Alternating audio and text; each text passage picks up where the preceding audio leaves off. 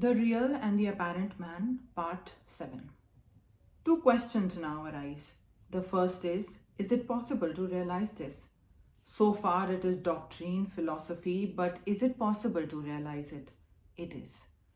There are men still living in this world for whom delusion has vanished forever. Do they immediately die after such realization? Not so soon as we think. Two wheels joined by one pole are running together.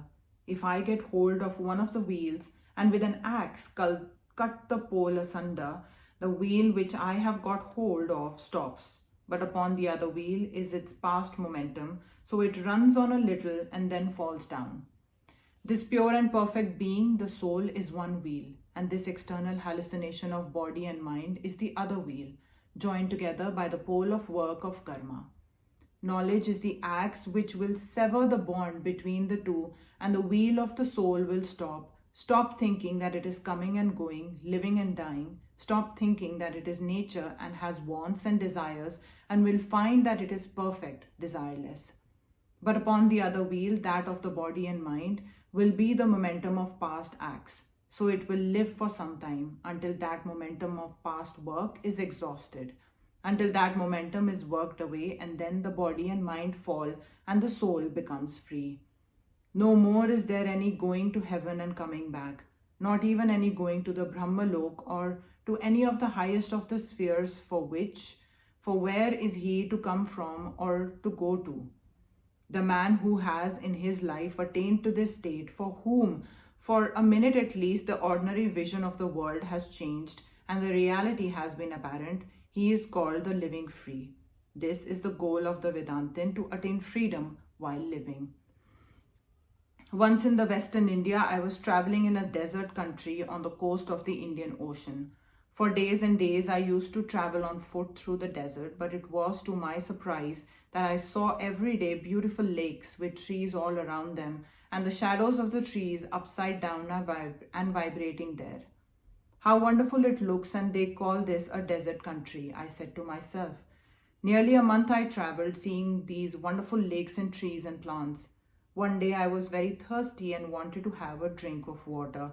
So I started to go to one of these beautiful clear lakes, and as I approached, it vanished.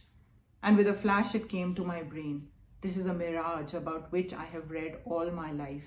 And with that came also the idea that throughout the whole of this month, every day, I had been seeing this mirage and did not know it. The next morning I began my march. There was again the lake, but with it came also the idea that it was the mirage and not the true lake. So it is with this universe. We are all traveling in this mirage of the world, day after day, month after month, year after year, not knowing that this is a mirage.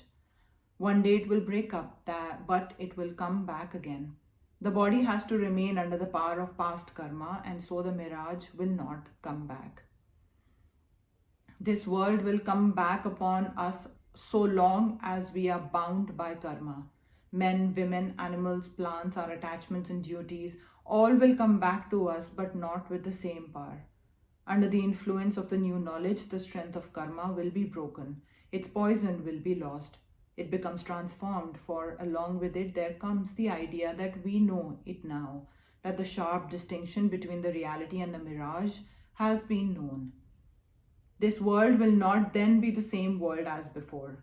There is, however, a danger here.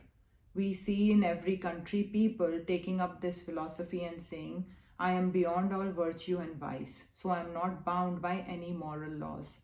I may not anything I like. You may find many fools in this country at the present time saying, I am not bound, I am God Himself. Let me do anything I like.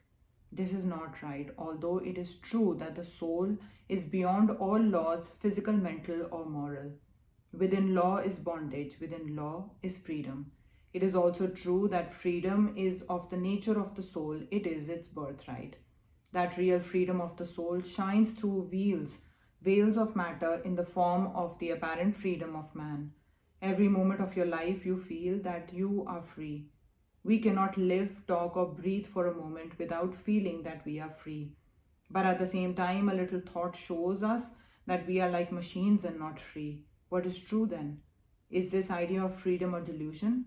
One party holds that the idea of freedom is a delusion, another says that the idea of bondage is a delusion. How does this happen? Man is really free. The real man cannot but be free. It is when he comes into this world of Maya, into name and form, that he becomes bound. How can it be? Free will is a misnomer.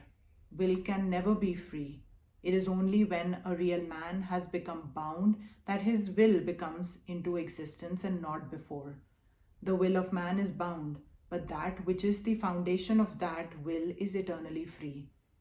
So, even in the state of bondage, which we call human life or God life on earth or in heaven, there yet remains to us that recollection of the freedom which is ours by divine right. And consciously or unconsciously, we are all struggling towards it. When a man has attained his own freedom, how can he be bound by any law? No law in this universe can bind him, for this universe itself is his. He is the whole universe. Either say he is the whole universe or say that to him there is no universe. How can he have then all these little ideas about sex and about the country? How can he say, I am man, I am woman, I am child? Are they not lies? He knows that they are. How can he say that these are man's rights and these others are woman's rights? Nobody has rights. Nobody separately exists. There is neither man nor woman. The soul is sexless, eternally pure.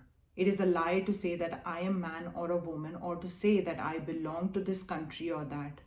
All the world is my country. The whole universe is mine because I have clothed myself with it as my body. Yet we see that there are people in this world who are ready to assert these doctrines and at the same time do things which we should call filthy. And if we ask them why do they do so, they tell us that it is a delusion and that they can do nothing wrong. What is the test by which they are being judged? The test is here.